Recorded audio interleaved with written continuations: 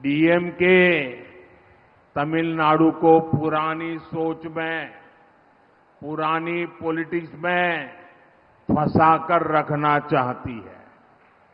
पूरी डीएमके एक फैमिली की कंपनी बनकर रह गई है।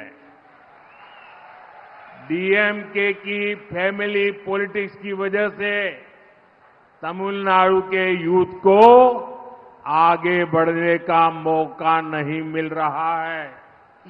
डीएमके से चुनाव लड़ने और डीएमके में आगे बढ़ने के लिए 3 मेन क्राइटेरिया है, 3 मेन क्राइटेरिया है।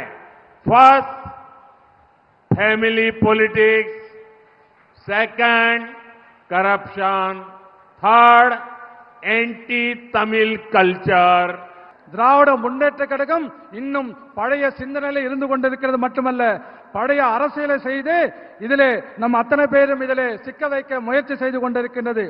ஒட்டுமொத்த திராவிட முன்னேற்ற திமுகவும் திமுக குடும்ப சொத்தாக நிறுவனமாக அது மாறிவிட்டது என்பதை நாம் புரிந்து கொள்ள வேண்டும். திமுகவுடைய குடும்ப அரசியல் காரணமாக தமிழக இளைஞர்கள் முன்னேற முடியாமல் இங்கே வாய்ப்பே இல்லை, முன்னேறதுக்கு வாய்ப்பே இல்லை என்பதை நான் சொல்லிக் கொள்கின்றேன்.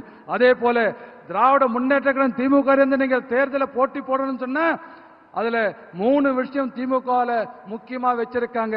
ஒன்னு, நீங்க மிகப்பெரிய குடும்பத்திலிருந்து வந்திருக்க, அரசியல் குடும்பத்திலிருந்து வந்திருக்கணும். ரெண்டாவது, ஊழல் பண்ணணும். ஊழல் தான் மிகப்பெரிய அளவுகோல் உங்களுக்கு தெரிஞ்சிருக்கணும். அடுத்து ரெண்டாவது. மூன்றாவது, தமிழை கலாச்சாரத்தை எதிர்க்க வேண்டும். இது மூன்றையும் வைத்துக் கொண்டு திராவிட முன்னேற்ற கழகம் தமிழகத்தை பின்னோக்கி அழைத்து சென்று கொண்டிருக்கிறது.